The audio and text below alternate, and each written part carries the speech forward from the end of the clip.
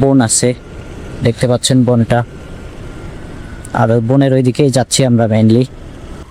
ওই যে সামনে, এটা কিন্তু শালবন। আমাদের উত্তরবঙ্গের অনেক বড় বড় 2-3টা শালবন আছে, তার মধ্যে এটা একটা। আসসালামু আলাইকুম, welcome back to Firoz rides. আর একটা র্যান্ডম ব্লগে আপনাদের সবাইকে স্বাগতম। যাচ্ছি আমরা বাজারে ডেইলি কাজকর্মের জন্য। আর এই যে দেখেন রাস্তার অবস্থা, হালকা একটু বৃষ্টি হয়েছে এই জন্য এই অবস্থা।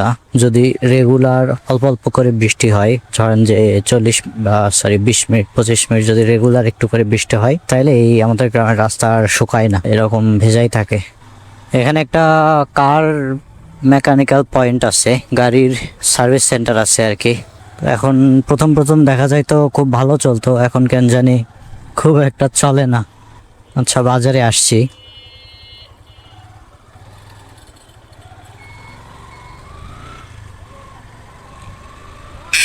হ্যালো গাইস, আমাদের কাজকর্ম যেগুলো ছিল এগুলো সব ডান।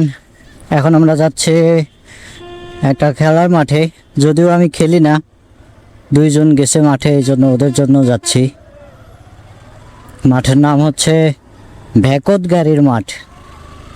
ভ্যাকতগাড়ির মাঠ কি অনুযায়ী যে নামকরণ হয়েছে আল্লাহ জানে, নামটা অনেক সুন্দর।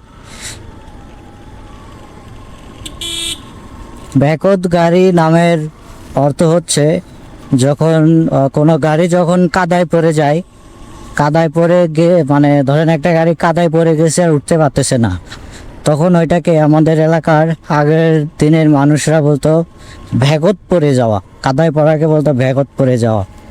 আর সেই ভ্যাকত মানে কাদায় পড়ে যাওয়ার যে মাঠ, সেই মাঠকে বলে ভ্যাকতগাড়ির মাঠ। যাই হোক, আমরা বামে যাবো এখান থেকে, সুন্দর একটা গেট করছে।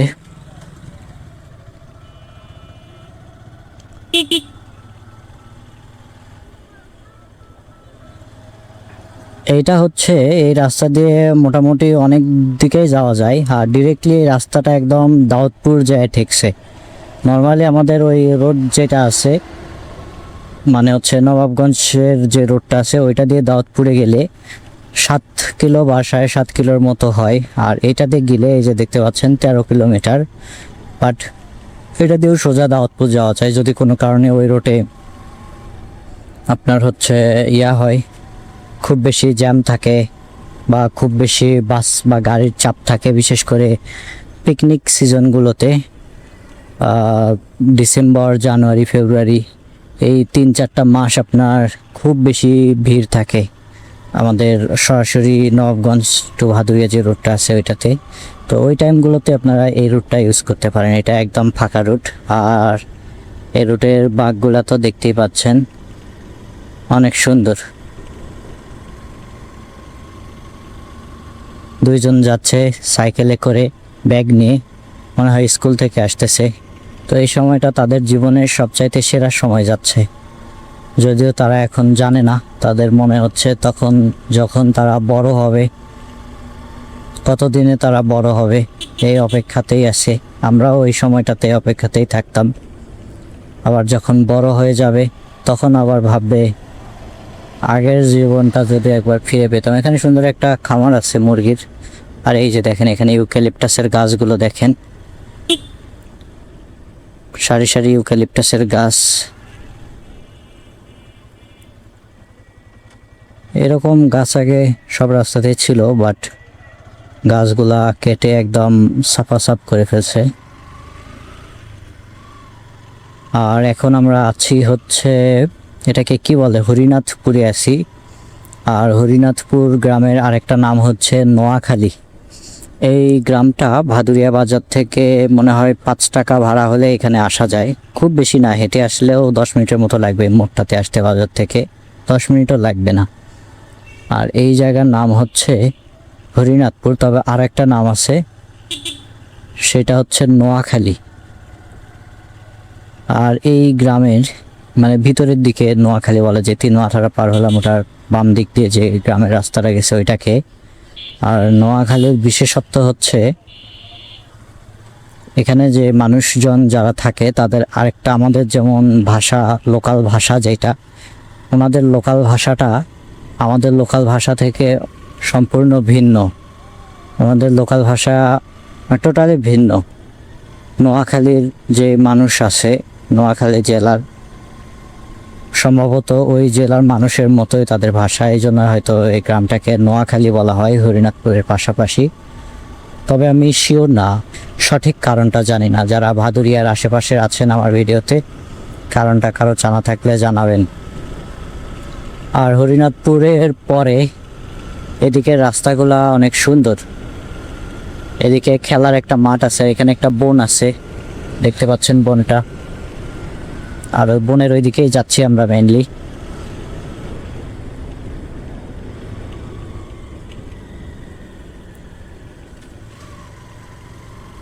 ওই যে সামনে, এটা কিন্তু শালবন। আমাদের উত্তরবঙ্গের অনেক বড় বড় 2-3টা শালবন আছে, তার মধ্যে এটা একটা। আমরা এখন শালবনের ভিতরে যাচ্ছি।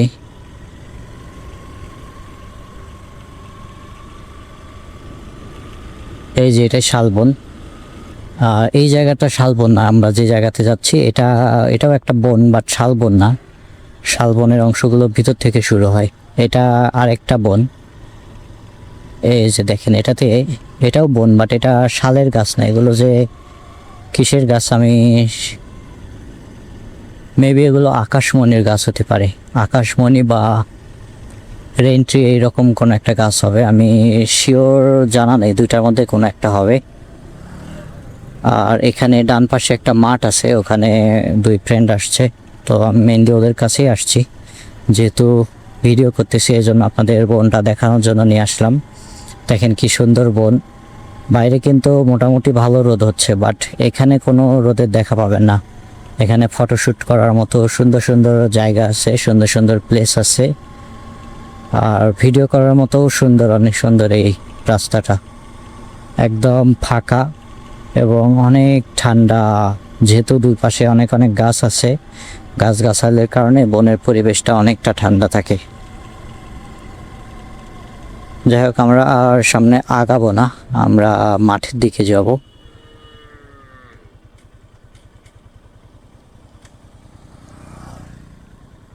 বনের নিচ দিয়েই যাইতাম, বাট নিচে বৃষ্টির কারণে ওইগুলোতে কাদা জমেছে, ওই যে ওইদিকে পানি জমছে, না হলে বন দিয়েই যাইতাম।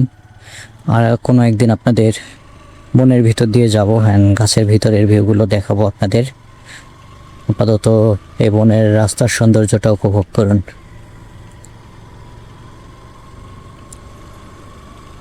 তবে এই বনগুলো, এই জায়গাটুকু আপনার হচ্ছে রাতের বেলা, দিনে যেরকম সুন্দর লাগে, রাতে আবার সেরকমই ভয়ঙ্কর লাগে। কারণ এই জায়গাতে বুঝতেই পারতেছেন, দিনের বেলা এরকম অন্ধকার হয়ে আছে, রাতের বেলা একদম অন্ধকার থাকে। আর এখানে যেহেতু মানুষের বসতি নাই, বসত বাড়ি বনের ওই পাশে আছে, আবার বনের এই পাশে আছে, কিন্তু বনের এখানে কোনো বসত বাড়ি নাই, যার কারণে জায়গাটা একটু ভয়ঙ্কর। আর এই যে এখানে বনের এই যে বাম পাশের এই মাঠটাকে বলে ভ্যাকতকারীর মাঠ। এখানে কিন্তু বড় বড় খেলা হয়, মোটামুটি জমজমাট খেলা হয়। তো আমরা ওই মাঠের দিকেই যাব। আমরা মাঠের এখানেই যাব। এই যে দেখতে পাচ্ছেন খেলা চলতেছে, আর খেলার পাশাপাশি কিন্তু অনেক দর্শকও আছে। গ্রাম্য খেলা হিসেবে যথেষ্ট পরিমাণ দর্শক আছে।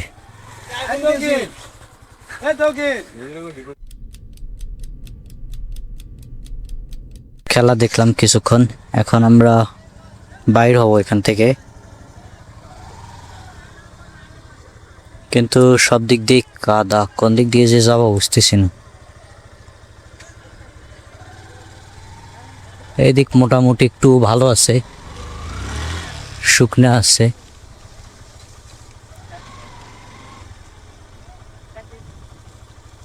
ওই ওই ওই গরু দৌড়াদৌড়ি করতেছে। ওকে, আমরা মাঠ থেকে বাইর হয়েছি, আর এখন যাচ্ছি ভালো রাস্তার দিকে। একটু হালকা কাঁচা আছে, ব্যাপার না, খুব বেশি কাদা নেই তারপরও।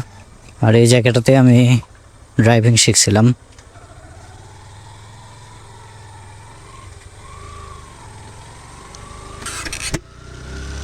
আমরা বাইর হলাম ভ্যাকতকারীর মাঠ থেকে, আর এখন যাচ্ছি ভাদুরিয়া বাজারে। এদিকের গ্রামগুলোতে খুব বেশি ঘরবাড়ি নাই, খুব বেশি মানুষও নাই, অনেকটা ফাঁকা। মোবাইল কোর্ট অভিযান, প্রাণী সম্পদ রক্ষা কিছু একটা চলতেছে, আর যাকে মাইকিং করতে দিছে সে পুরা চুপচাপ অটো নিয়ে যাচ্ছে। যাই হোক, এদিকে কিন্তু অনেকটা এরকম বন জঙ্গল টাইপের এরিয়া, খুব একটা আপনার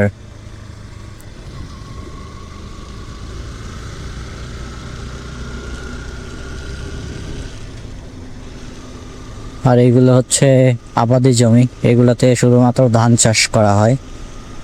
মনে হয় সম্ভবত আলু হয় এখানে, ধান চাষের পাশাপাশি দুইবার ধান চাষ হয় আর একবার আলু চাষ হয় বছরে, 3টা করে চাষ হয়। আর এই যে হালকা পাতলা ঘরবাড়ি শুরু হচ্ছে এদিকে, দুপাশে আমের গাছ আছে ছোট ছোট। আর এই যে এখানে ছোট ছোট বাচ্চারা ফুটবল খেলতেছে, সামনে একটা মাদ্রাসা আছে, মাদ্রাসার বাচ্চারা খেলতেছে। কুকুর যাচ্ছে 2জন। আর এদিকে ওই যে জমিতে মাছ মারতেছে, ওই যে 2জন মাছ মারতেছে। না, মাছ মারেনি মনে হচ্ছে, আইল দিচ্ছে জমির। বকরি মামা আছে।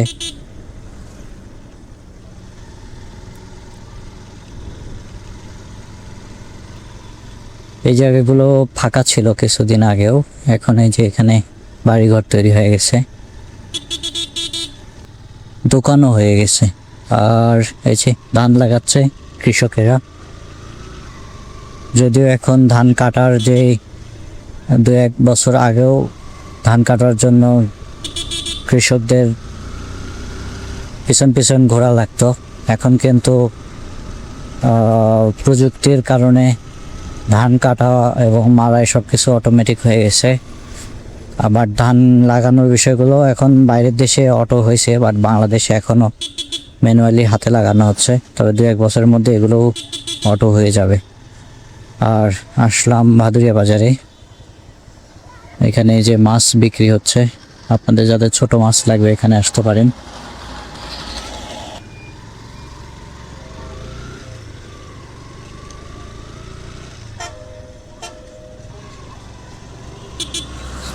ভাদুরিয়া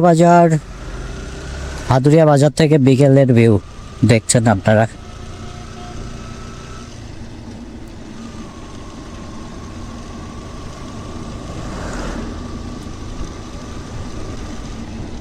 বাজারের এই পাশটাতে অনেক এই যে গরু এবং ছাগলকে খাওয়ানোর ঘাসগুলো পাওয়া যায়।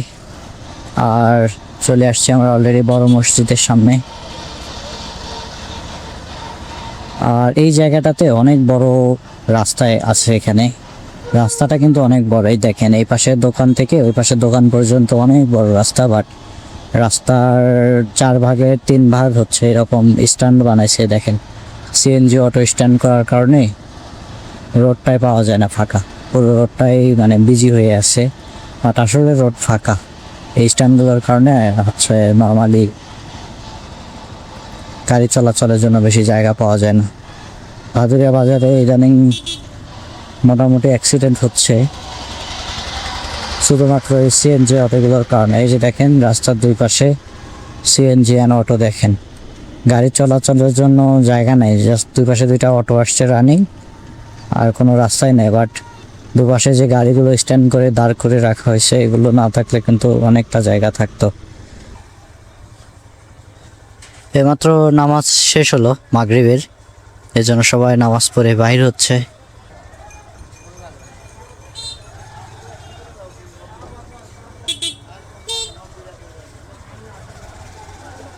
বড় মসজিদের পূর্ব সাইড দিয়ে বাইর হচ্ছে। বাজার কেন জানি খুব অন্ধকার হয়ে আছে। ওকে গাইস, আমাদের আজকের সব বাজারের কাজকর্ম কমপ্লিট, এখন যাচ্ছে বাড়ির দিকে। বন্ধুকে নামাই দিলাম। আর এটা হচ্ছে ভাদুরিয়ার ঢোকার 2 নম্বর রাস্তা, সাগরপাড়া রোড থেকে দিক দিয়ে ঢোকা যায়। তবে সমস্যা হলো হিয়ারিংয়ের রাস্তা তো, এই যে এরকম মানে ভাদুরিয়াতে ঢোকার যেই দিক দিয়ে আপনি ঢোকেন কাদো আপনাকে খাওয়াই লাগবে। আর এটা হিয়ারিংয়ের উপরে কাদা তো, চাকা প্রচুর স্কিড করে। আর এমন জায়গা যে একটু স্কিড করলেই পড়ে যাবেন। আমরা জামের চড়াতে আসছি, সামনে কবরস্থান, আর এখান থেকে বাম দিকে মোড় নেব। এটাই ছিল আমাদের আজকের ডেইলি লাইফ ব্লগের একটা অংশ। আমার সারাদিনের কাজকর্মের কিছুটা অংশ আপনাদের সাথে ভাগাভাগি করলাম। সো দেখা হবে পরবর্তীতে আপনাদের সাথে আরো কোনো একটা ব্লগে মোটর বাইক থেকে। সো আমার নেক্সট মোটর রাইডের সঙ্গী হতে অবশ্যই ফলো করুন অ্যান্ড সাবস্ক্রাইব করুন ফিরোজ রাইডস। Thank you.